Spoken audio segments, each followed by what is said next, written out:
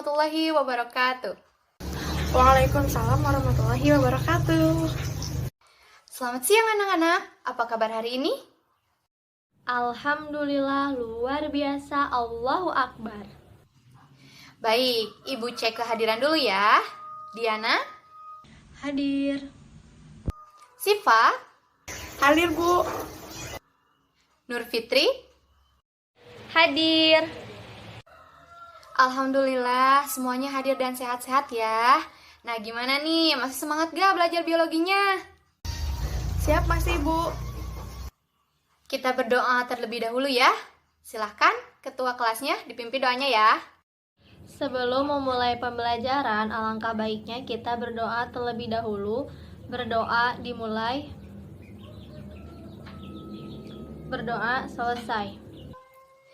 Alhamdulillah, seperti biasa kita tadarus dulu ya mengenai beberapa ayat yang berkaitan dengan materi kita. Nah, ayat yang akan kita baca itu jumlahnya 3 ayat, yaitu ayat 6, 7, 8 dari surat Al-Infitor. Untuk itu, mari kita buka Al-Qur'annya ya, semuanya kita baca bersama-sama. Bismillahirrahmanirrahim. Ya ayyuhal insanu ma gharraka bi rabbikal karim. Alladzi khalaqaka fasawwaka fa'adalak fi ayyi suratin ma syaa rakkabak. Shadaqallahul adzim.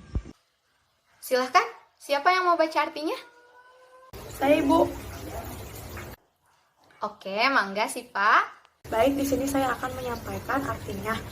Nah, jadi, wahai manusia, apakah yang telah memperdayakan kamu berbuat durhaka terhadap Tuhanmu yang Maha Pengasih, yang telah menciptakanmu lalu menyempurnakan kejadianmu dan menjadikanmu susunan tubuhmu seimbang. Dalam bentuk apa saja yang dikehendaki, Dia menyusun tubuhmu. Terima kasih Sipa. Nah, berdasarkan ayat-ayat tersebut dapat disimpulkan bahwa Allah Subhanahu wa taala telah memperhitungkan segalanya dalam pembentukan tubuh manusia, termasuk apa yang menjadi penyusun bagi tubuh kita yang kita ketahui sebagai sel. Sel menjalankan fungsi hidupnya sehingga dapat membuat tubuh kita, proporsi tubuh kita itu menjadi seimbang. Masya Allah. Oke, kalau begitu sudah tahu kan materi apa sih yang akan kita pelajari hari ini? Sudah, Bu, tentang perbedaan antara sel hewan dan juga sel tumbuhan. Betul sekali, 100 untuk Nur Fitri. Jadi benar ya, hari ini kita masih pembahasan kita itu masih mengenai sel, melanjutkan di minggu sebelumnya. Tujuan pembelajaran kita di pertemuan kali ini adalah siswa mampu menyimpulkan perbedaan antara sel hewan dan sel tumbuhan dengan mengidentifikasi dan melakukan pengamatan langsung terhadap objek. Nah, ada yang masih ingat apa itu sel? Sel merupakan unit struktural dan fungsional penyusun makhluk hidup, Bu. Nice, 100 poin untuk Diana.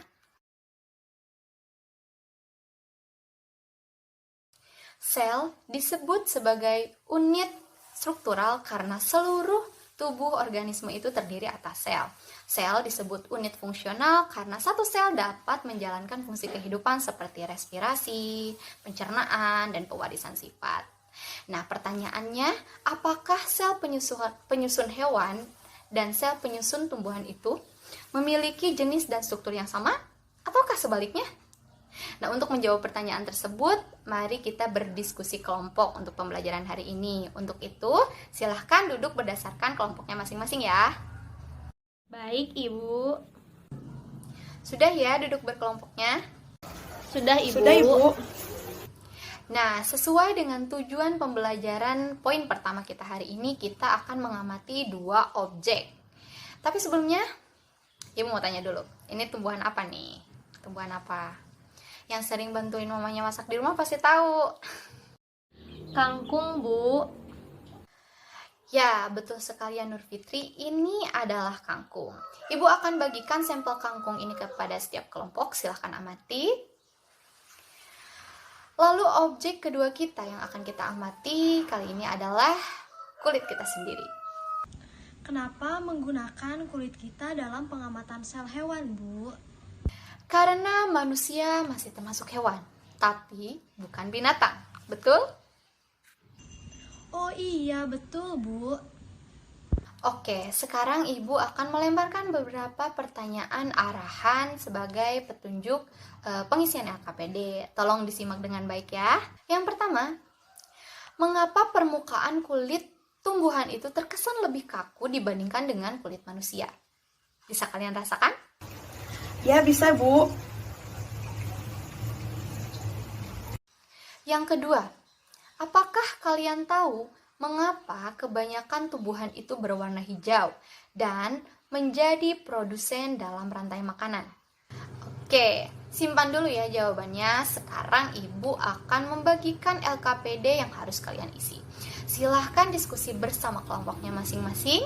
Ibu beri waktu 30 menit, manfaatkan waktu sebaik mungkin.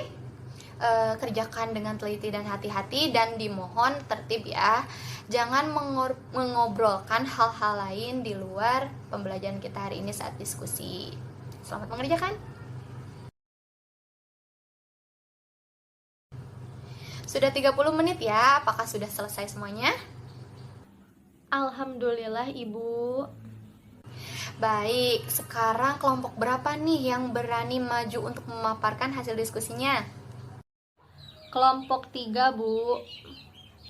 Oke, silahkan kelompok 3. Baik, di sini kami dari kelompok 3, kami akan memaparkan hasil dari diskusi kami. Nah, jadi berdasarkan pengamatan yang sudah Anda lakukan, apa saja yang dapat Anda amati pada tumbuhan kangkung dan apa saja yang Anda dapat amati pada kulit kalian sendiri. Nah, berdasarkan hal tersebut, simpulkanlah konsep perbedaan antara sel hewan dan juga sel tumbuhan. Nah, untuk jawabannya, rekan saya akan menjelaskannya. Tumbuhan kangkung memiliki tekstur batang yang kaku dan berwarna hijau. Sedangkan kulit manusia memiliki tekstur yang kenyal atau lunak dan berwarna kecoklatan.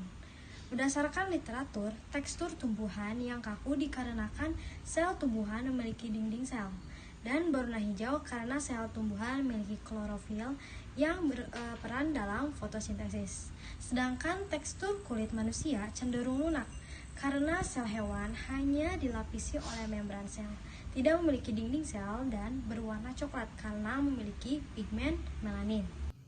Oke, bagus ya. Kasih tepuk tangan dong teman-temannya.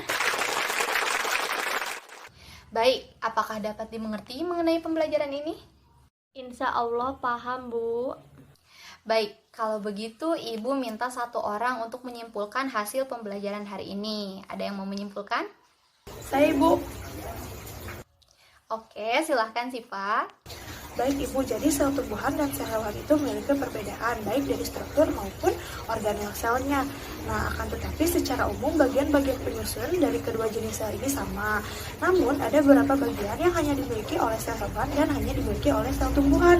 Nah, misalnya pada sel hewan itu memiliki lisosom dan juga sentriol, akan tetapi tidak ada di sel tumbuhan. Nah, jadi untuk sel tumbuhannya sendiri memiliki dinding sel dan juga plastida yang tidak dimiliki oleh sel hewan. Nah, jadi keberadaan dinding sel pada sel tumbuhan ini menyebabkan tumbuhan itu bertekstur kaku. Nah, sedangkan klorofil pada tumbuhan ini menyebabkan tumbuhan itu dapat memproduksi makanannya sendiri atau berautotrof. Nah, sehingga pada rantai makanan tumbuhan itu berperan sebagai produsen. Seperti itu. Wah, luar biasa. 100 ya untuk Siva. Oke, Ibu rasa sudah cukup untuk pembelajaran pada pembelajaran ini ya. Kita lanjut ke pembahasan topik selanjutnya.